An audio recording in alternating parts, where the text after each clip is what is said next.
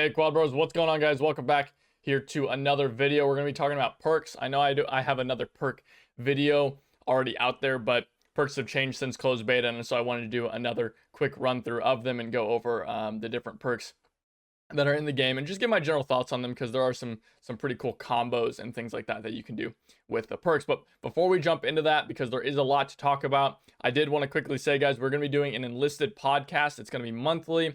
The first one is going to be probably sometime next week. We're going to be live streaming it over on my Twitch channel, and we're also going to be uploading it here to YouTube. So if you guys have any burning questions and you have anything that you guys want to ask me and Enlightened, Enlisted, and our buddy Jaisian, who's also going to be on the podcast, go ahead and leave those questions down in the comments below, guys, and we'll add those to the list of things to talk about. Without anything else, guys, let's go ahead and jump into perks and talk about how to get perks, what are the best perks in the game, and what are some of the different combos and things like that you can do.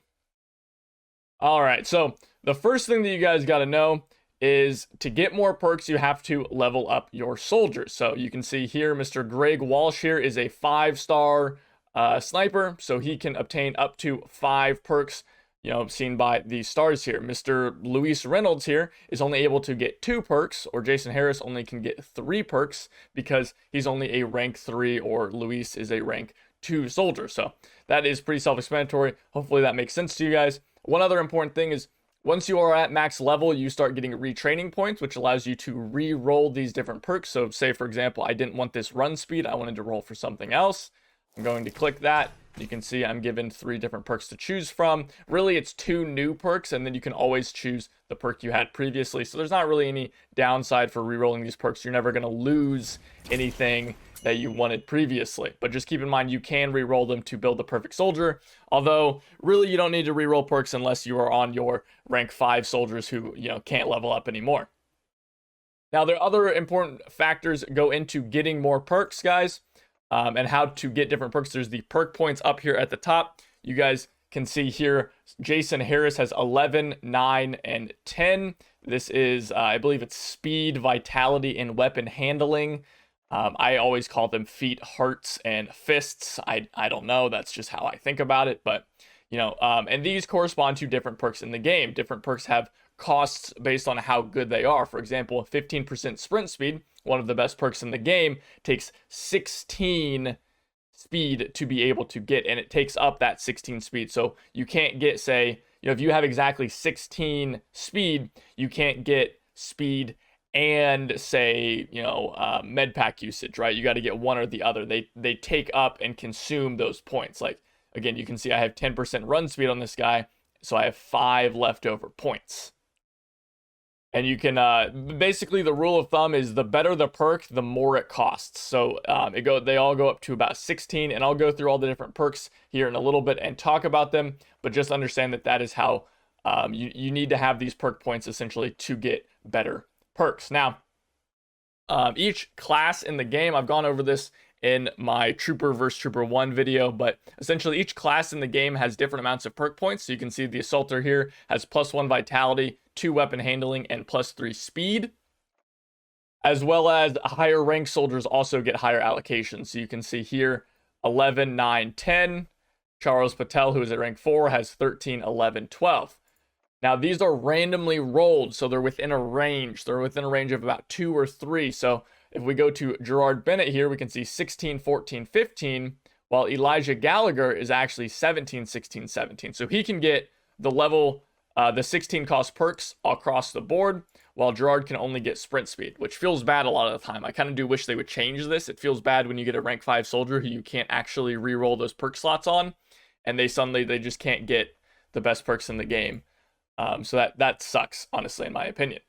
But again, each different class has different starting perk points, and higher ranked soldiers will have better perks as well. If we come to the flamethrowers here, you can see flame troopers get +5 vitality, -1 weapon handling, and +2 speed, as well as their basic 28% aim stability after receiving damage, because every soldier class in the game does get a basic perk as well. You can see Ronald Bates here has 21 as just a whopping huge amount of perk points.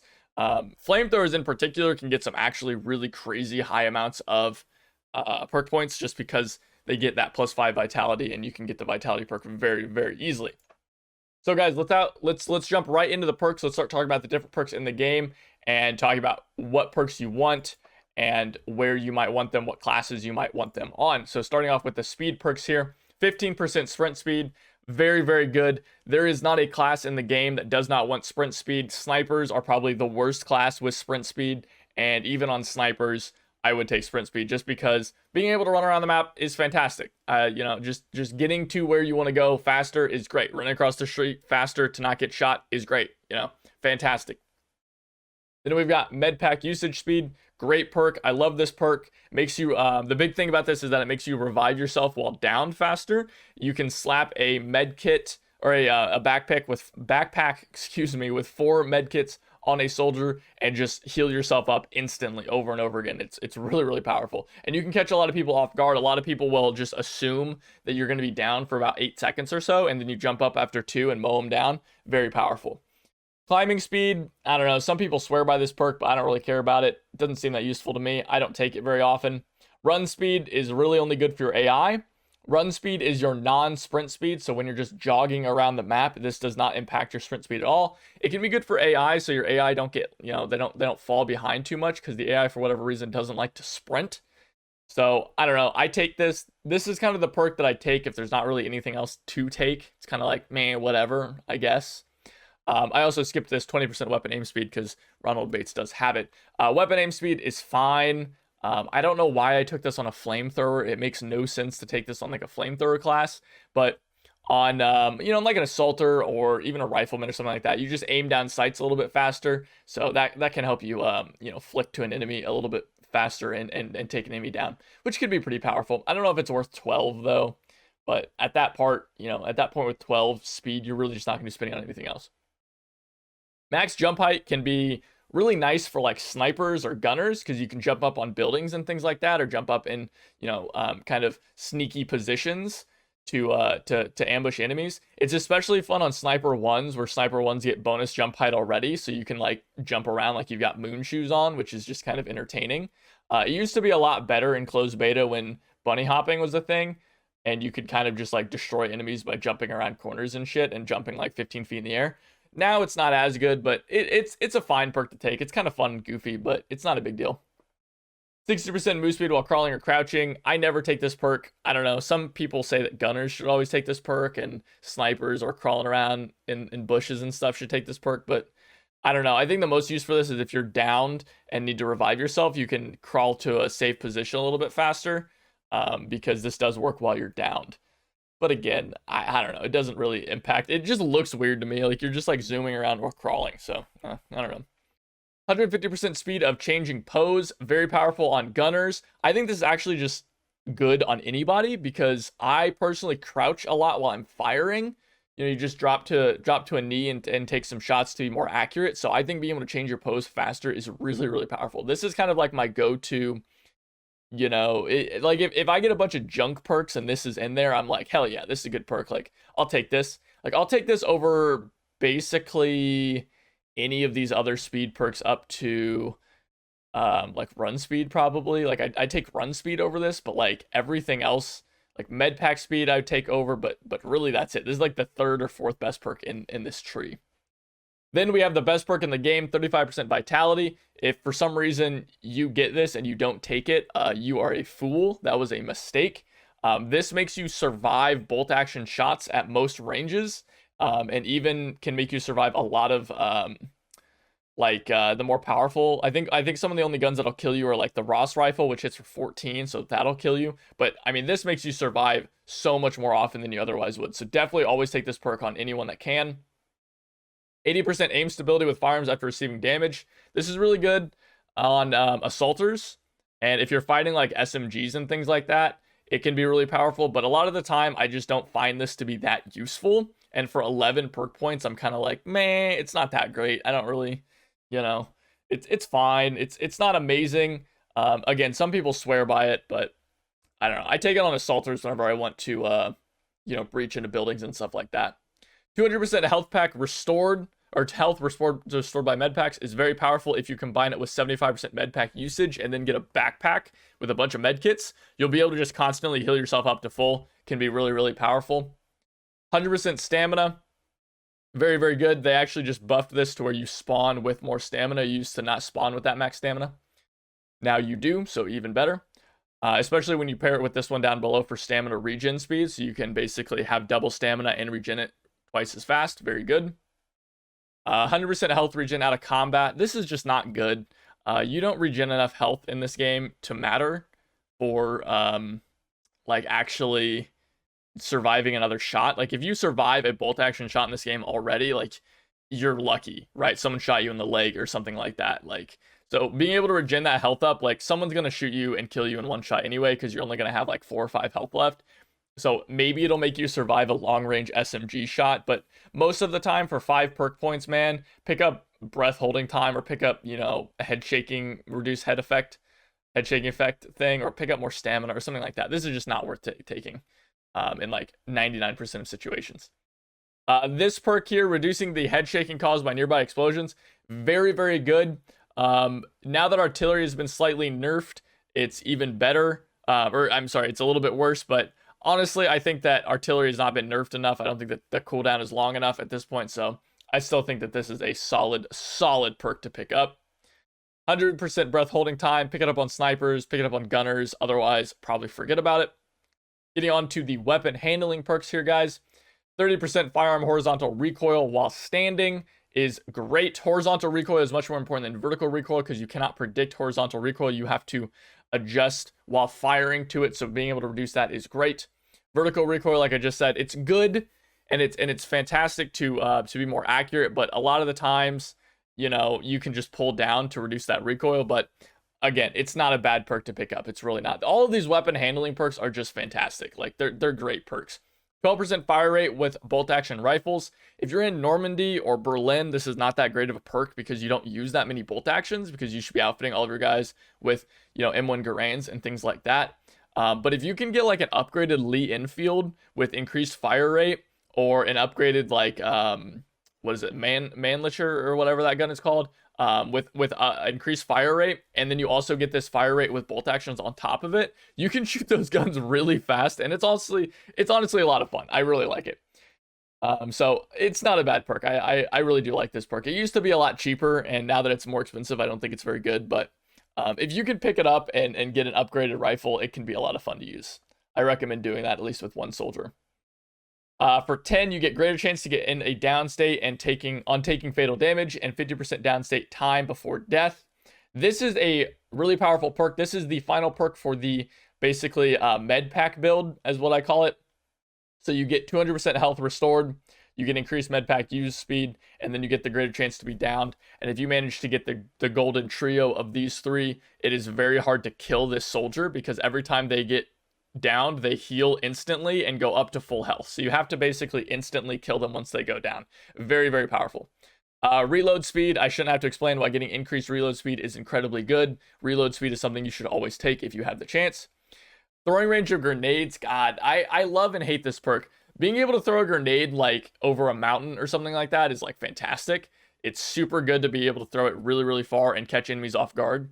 But at the same time, a lot, like what happens to me oftentimes is I'll forget that my soldier has this perk, and then I'll just yeet it like way over the enemies, and it just doesn't do anything. Especially with explosive packs. I can't tell you how many like tanks I've totally failed to kill because I throw the grenade so far over the tank, and it's just a total waste. So I don't know, take this one at your own risk. Melee damage is fine. You can beat people to death better. Some people like taking this and running around with a knife. All the power to you, I suppose. I don't take this very often. This speed of decreasing shot spread, I think what this means is whenever you take a quick turn, you're like more inaccurate, but I've honestly never noticed this perk doing anything substantial, so I don't know. I take this perk when there's nothing else to take, like the other ones.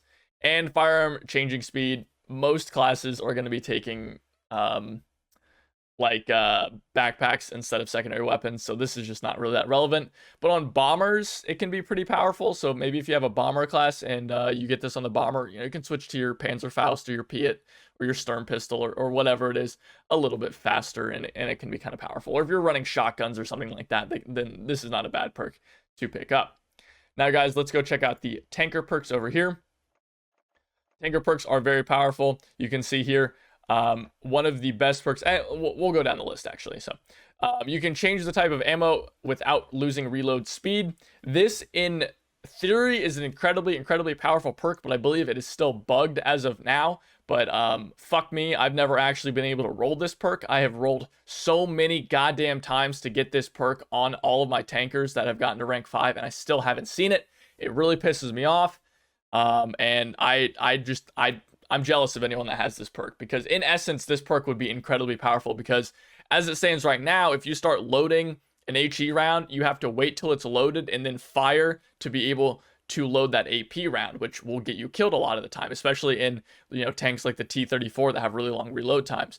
But if you have this perk, then you can just change to an AP round in the middle of reloading without losing any reload progress. So you can just, you can be loading HE and then see a tank and be like, oh shit, and then, just quickly swap to AP and be able to take out that tank, which is just amazing. So fantastic perk, but as of right now, I'm pretty sure it's bugged.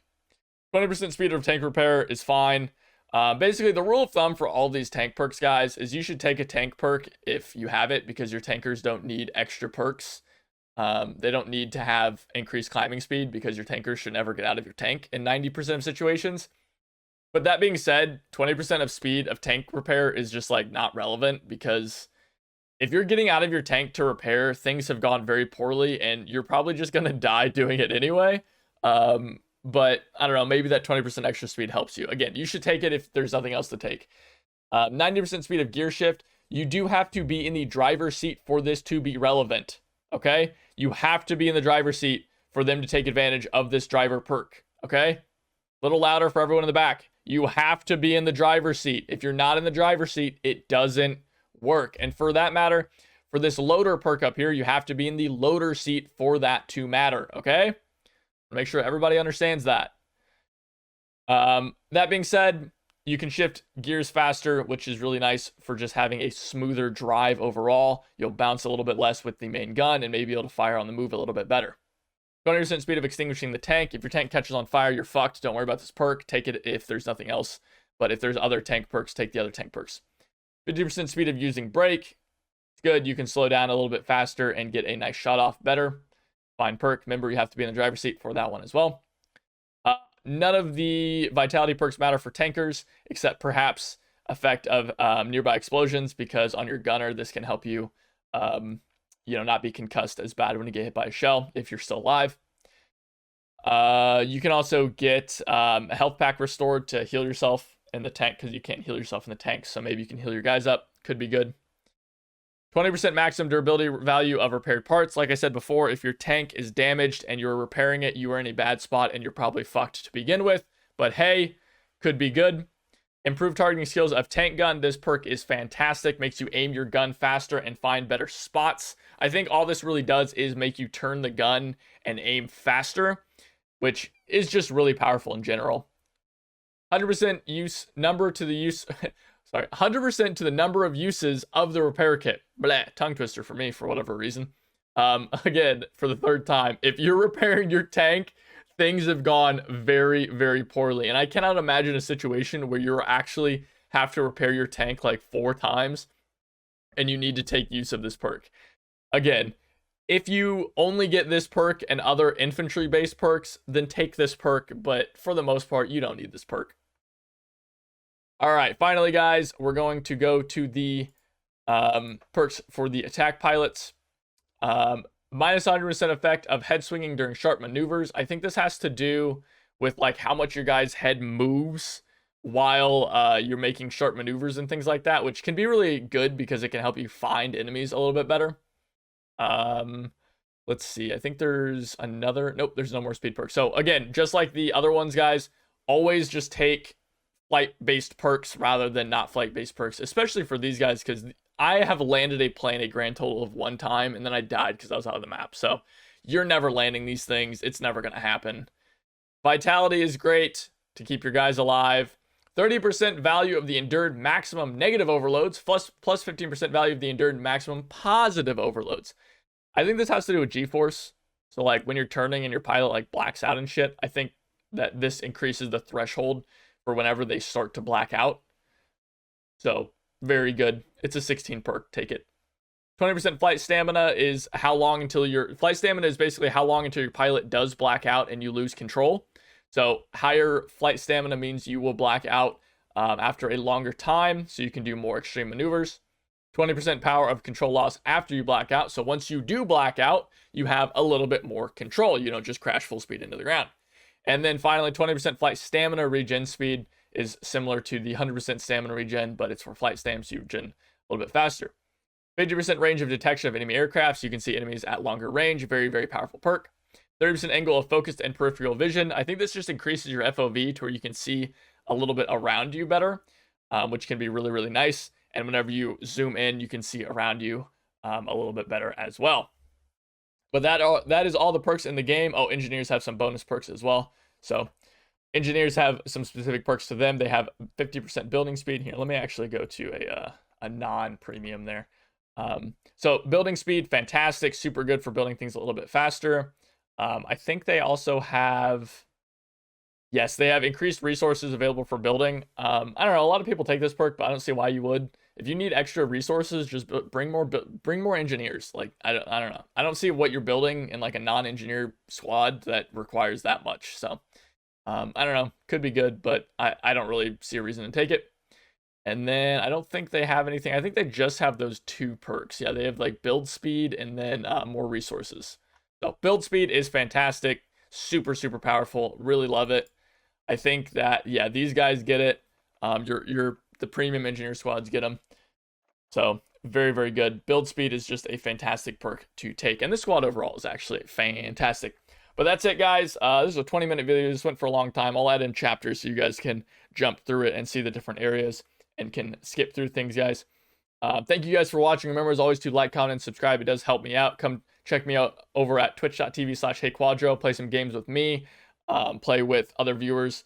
And also, remember, you can always join our community Discord. The link for that is down in the description. If you're looking for people to play with or just looking to join a great community or have some questions, want to talk to me and have some ideas for the channel, things like that, make sure to join that. Again, all the links for those are down in the description below, guys. And I'll see you guys later. Take it easy.